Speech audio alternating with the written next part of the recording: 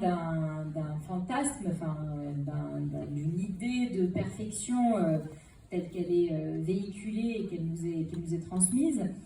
Donc l'idée, c'était pour moi vraiment que ce personnage incarne de manière totale toutes ces images qui nous abreuvent, tout ce côté très obsessionnel et très invasif presque que représente voilà, ce qui est véhiculé par ce billboard ou par cette danse comme étant You've got to pump it up, cette injonction à voilà comment il faut être, voilà comment vous pouvez être valorisé, voilà comment vous pouvez exister.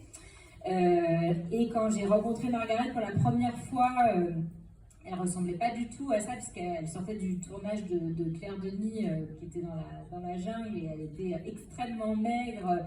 Margaret a un côté naturellement plutôt garçon manqué, voilà, où elle est un peu dégingandée, enfin, l'inverse de ce personnage-là. Mais j'ai tout de suite ressenti chez elle un côté très instinctif, très animal, très viscéral, parce que c'est quelqu'un pareil qui a un instinct très fort.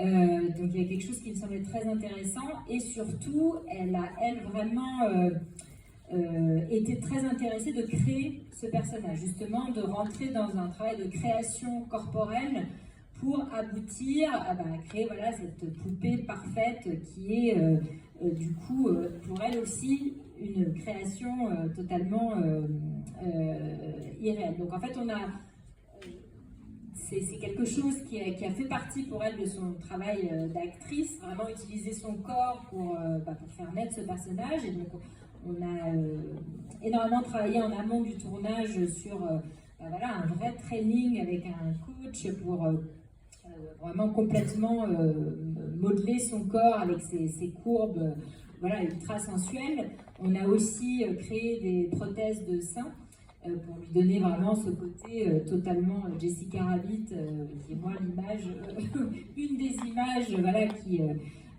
représentait cette perfection, en tous les cas ce côté femme sexy.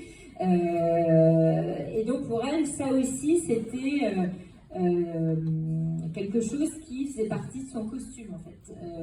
Et donc il y a eu vraiment cette mue en dessous par ce travail voilà, de coach physique, de travail de prothèse, d'extension de cheveux. Tout était presque faux, en effet, dans la manière de composer ça. Et je pense que c'est quelque chose qu'il a, voilà, qu'il a challengé, qu'il a intéressé voilà, dans le challenge que ça portait. Et aussi parce que, à l'inverse, c'est aussi Margaret qui est dans le costume du monstre à la fin, dans le Monstro. Et donc là, à l'inverse, elle a dû avoir tout ce travail de prothèse très long, très, très fastidieux, qui était aussi challengeant pour d'autres raisons que la composition d'une plastique parfaite.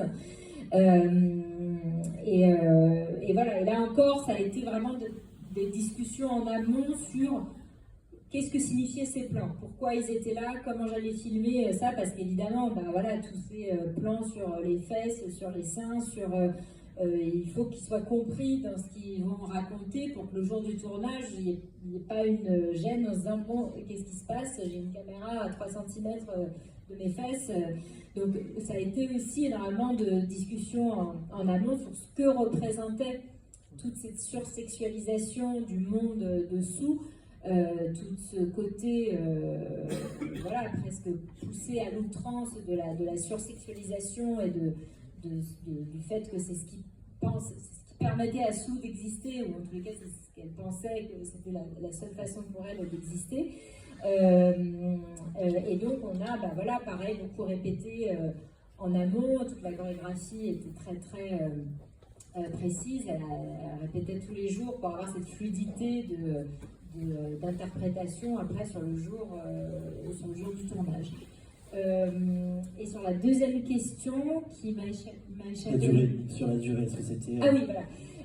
Alors, sur la durée, je ne me suis pas posé la question plus que ça, mais mon scénario était déjà assez long, il était 140 pages sans dialogue, quasiment. J'ai écrit énormément de descriptions parce que j'ai écrit la mise en scène j'écris le rythme du film, les sons, donc tout donne vraiment à vivre ce que vont après donner les images.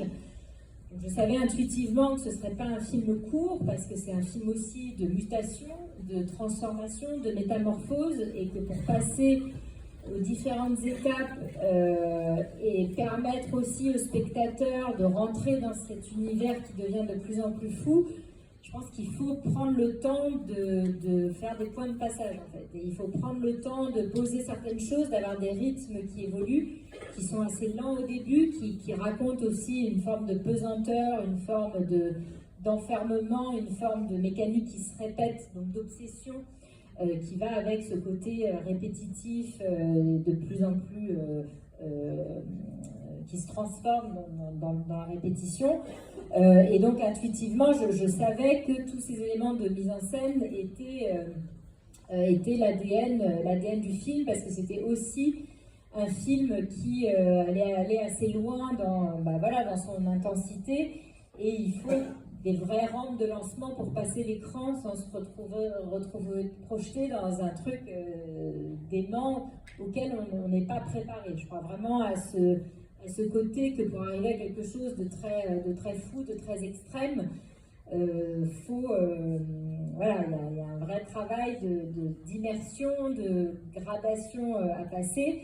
Et là, c'est vrai que là, je ne réfléchis pas en termes de durée, évidemment, on y pense, et surtout quand on est en montage, parce qu'il y a plein d'autres considérations qui rentrent en ligne de compte. Mais pour moi, ce qu'il fallait, c'était que le rythme du film fonctionne. Et j'étais, pendant le tournage, vraiment attentive de manière obsessionnelle à ce que chaque rythme fonctionne comme je l'avais imaginé, parce que je savais que c'était la condition pour que le rythme d'après fonctionne aussi. Et que si j'avais manqué le rythme dans cette scène-là, la scène d'après, qui allait être un cran au-dessus, ne fonctionnerait pas. Ou l'inverse, si j'étais trop fort, trop tôt, la scène d'après semblerait trop faible. Donc c'était quelque chose, pour le coup, que seul moi pouvais avoir en tête pendant le tournage. C'est vrai qu'à un moment, c'est compliqué mais pour tout le monde, pour l'équipe, pour les comédiens, de comprendre pourquoi un petit détail est aussi important, parce qu'il amène à autre chose. Et c'est effectivement avoir ce château de cartes où tout doit être à sa place pour qu'on arrive jusqu'au bout et à profiter de l'aboutissement sans s'effondrer en route. Donc, voilà, c'est comme ça que ça s'est fait pour ce film-là, en tous les cas. Vous parlez d'obsession.